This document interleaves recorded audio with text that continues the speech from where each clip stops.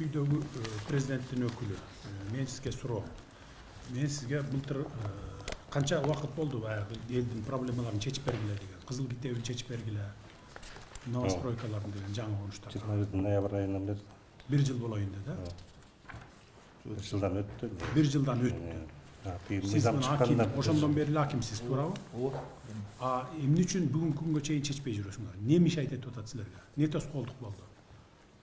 Негизи Садан Нуржевич комиссия бүт тиешелүү мыйзамда жободо көрсөтүлгөн иштин баарын алып барды. Азыркы тоскоолдук айтып кеткендей жана жер ээлеринин макулдугу болуп атат, ошого келип такалып атат. Комиссия азыр коомдук билдирүүдөн Сокулук районун айтып кетсек, Сокулук районунда 5800 коомдук билдирүүдөн даяр, бирок алардын жанагы жер ээлеринин макулдугу деген бар, ошого такалып турушат.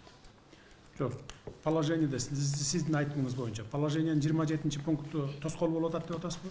Ооба, эми жана жогоруда айткандай Садык Кожоевич 341 кишиге берипсиңер кызыл китепти. Кайсынын негизинде бердиңер аны? Кайсы документтин негизинде бердиңер? Алар эми баягы мамлекеттин жеринин негизинде бердик биз. Бу жерге даяр болгондор, алар бүгүнкү күндө 4298, анан 1000 бүгүнкү күндө мартта бүтөт, ошондо 5000 ачыгы даяр коомдук эмнеден чыгып, бизге ушу тоскоолдук кылып атканда баягы айткандай жердин ээлерин ушул биздин колдо. 27-положениедеги 27-пункт туурабы? 27-пунктта анан эми ошонусунда баягы ээлери деген жер болуп атат. Эми албетте баягы положенияны даярдаганда дагы биздин өкмөттөн катачылык кеткен. 27-пунктту киргизбеш керек эле положенияга. Анткени ээлери 15 жыл мурун сатып кетип атат ал жерде.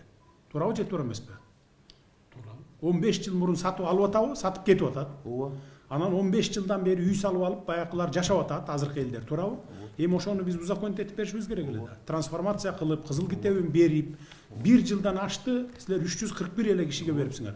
Эмне үчүн 1 жылдын ичинде бутуңарды тушап койду силердин? Менин өкүлүм өкмөттө, президенттин өкүлү Чүйдөгү. Сен мына 5 мүнөттө келип кирсеңер болот. Бир алакандай кат жазып туруп, кайрылсаңар болот. Мына могу 27-пункту бизге тоскоол болуп атат. Ушул жерди оңдоп бергиле десеңер болот беле? Болот беле? 1 жылдан бери. Сөзсүз эле мен барып ошол жерде ызы чуу болуп, анан мен барып анан ошол жерден элден угуп келип анан кийин чечишим керекпи? Бул силердин өкөңөрдүн түздөн түз милдетиңер да. Ооба.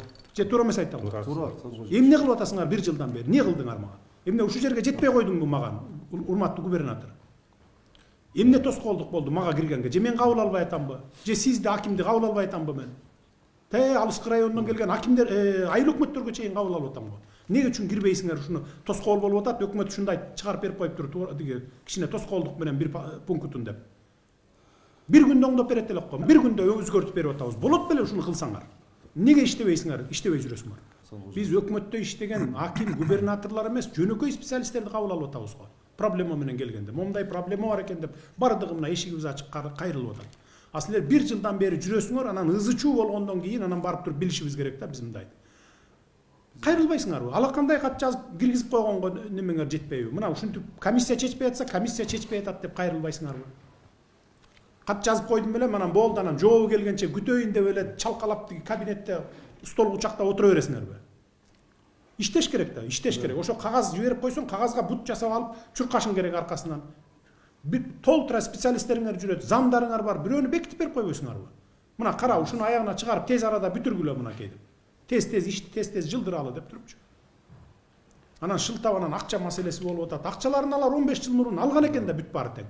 Биз көчөгүнү барып баарынан тактабадыкпы? Бүт алып кеткен экен. Уже ал ээси эмес, азыркы жашап аткандар ээ. Эч кандай тоскоолдук жок, болгон эле ошол 27-пунктка жазып койгон экен.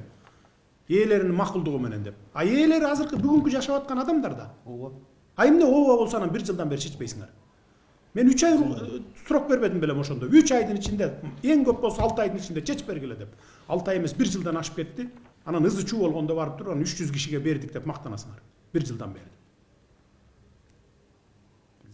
Мындай иштегендин кереги жок биз. Бардыгынан талап коюп атабыз иштегиле деп. Акимдерге толук укук бергенбиз. Эгер иштебей аткан, тоскоол жаратып аткан, ушундай саботаж кылып аткан ылдый жагыңыздагылар болсо, замыңардан баштап өзүңөр алмаштырган укугуңар бар.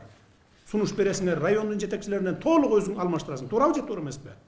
Госрегистрди алмаштырып укпай атса, кызыл китеп бергенге тоскоолдук кылып атса, бардыгын айыл өкмөттөн баштап бардыгын шыпырып туруп, кайра башкасын койгун жаңы.